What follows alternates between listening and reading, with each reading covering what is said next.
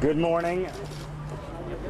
I'm Adam Laxalt. I am a former Navy and Iraq veteran and the former top law enforcement officer of this state. I care deeply about both the rule of law and voter integrity, like the rest of Nevadans and Americans.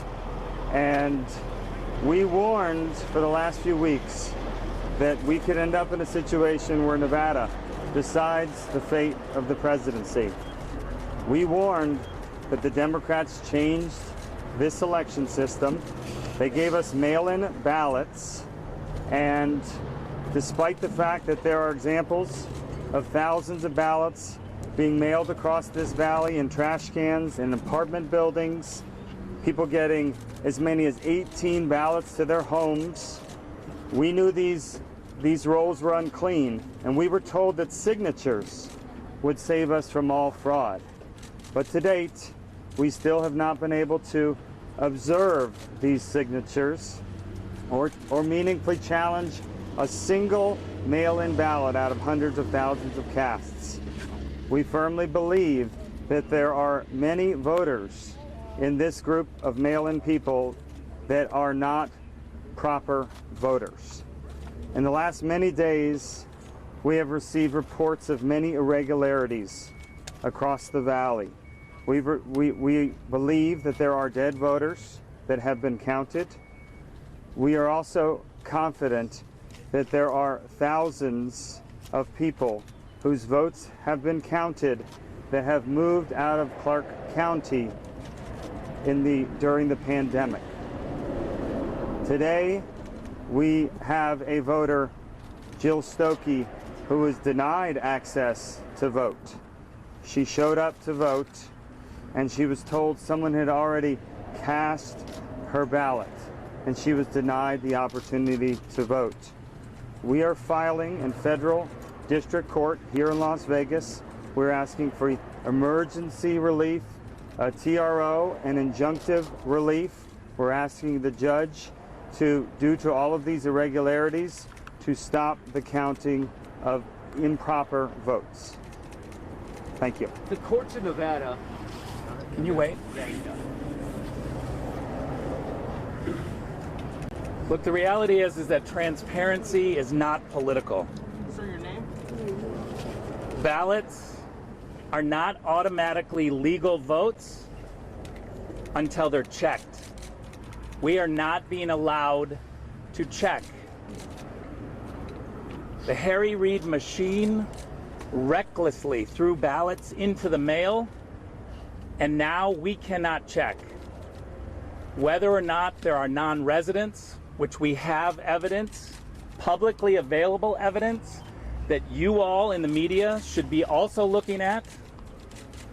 It's publicly available information that non-residents have voted. There is a 30-day residency requirement in the state of Nevada. If you haven't been in the state for 30 days, it is illegal to vote. Reporters have a responsibility. The fact is, we are filing this federal lawsuit to protect legal voters. It is unacceptable in this country to have illegal votes counted. And that is what's happening in the state of Nevada. We've asked Clark County for answers. They have no answers. They continue to count illegal votes. That is unacceptable, and it's giving legal people a sense that the system is corrupt. We have to have a system where legal votes are cast. What the Harry Reid machine has done is throw out recklessly ballots, and now they don't want us to check those ballots, and we are seeing discrepancies all over. We are asking Clark County to give us answers. All of your questions about the details are legitimate questions, and they should be asked of Clark County, because the Clark County officials are silent. They are not giving us any answers, and they continue to count these illegal votes. Ballots versus legal votes. That's what we're talking about. It is unacceptable in this country. The presidency is literally in the breach. Listen, you're here to take in information, okay? We'll do your job. It's pretty easy. The president. Thank you all for turning out. Thank you all for turning out. The presidency literally hangs in the balance, and what the fundamental principle is here is that we want to be able to make sure that the counting that occurs and that the results that happen can be respected by every American voter across this land and truly across the world. If you're not allowed in to see the process, both sides and all of you in the media, so that there is transparency, so that there's meaningful observing of these ballots, that calls into question what those results will be. The idea in this country, the idea in America, that we would somehow reduce or limit the ability to have basic insurance that a ballot is a legal ballot, that a ballot is an acceptable ballot, that the person who voted, that we took minimal steps to make sure that there was a signature match, for instance. Those types of guarantees need to be in the process. And so we have to understand that what's going on in Nevada impacts what's going on all across this country, which is the American people want to have confidence in the results that are coming out of Nevada. That will occur when we can make a case why every ballot is an acceptable, compliant ballot. Let me do you want to introduce these two, or we can have them introduce themselves? These are individuals who have stories of discrepancy. If you want to state your name and briefly what happened. Okay. And we won't take any questions, but you can step up and go right there. Okay, thank you. Hi, my name is Jill Stokey. I went to vote and was told I already voted. I pursued the matter, and in years past, I always voted in person. This time, they mailed out the ballot, and somebody took my ballot. They also took the ballot of my roommate. I was told by the interviewer from Channel 8, when I said, did other people do this? He said, yes. He said, you're the first double. Thank you. Ms. Stokey, will you spell your name for us, please? S as in Sam, T as in Tom, O-K-K-E. Good morning. I'm Chris Padone. I'm going to give my account what happened.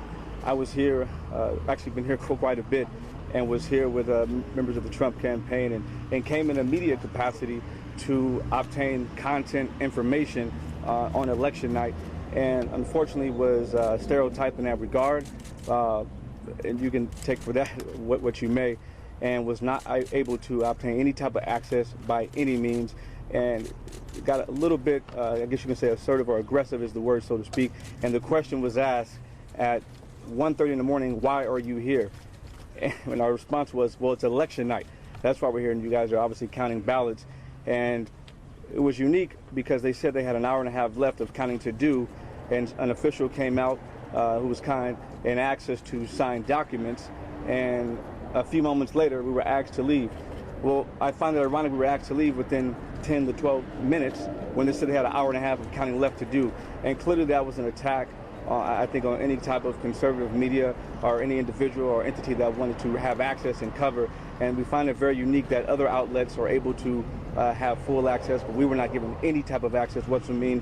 And they question the validity of my background, any type of media, any type of experience whatsoever. So that was my personal account, and that's it. Sir, what media were you representing, Chris? Let me just say this. All of your questions are very good, and they should be asked of Clark County.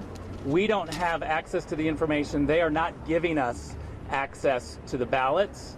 The publicly available information raises a lot of questions, and yet we are not getting answers just like you. We're not going to take any more questions today, and I will say that we will have more to say at the end of the day after we file. Any evidence, sir? So all you have to do is ask your questions of Clark County, But they're not filing and we will suit. make sure that we continue the pressure on them too. Thank you very much.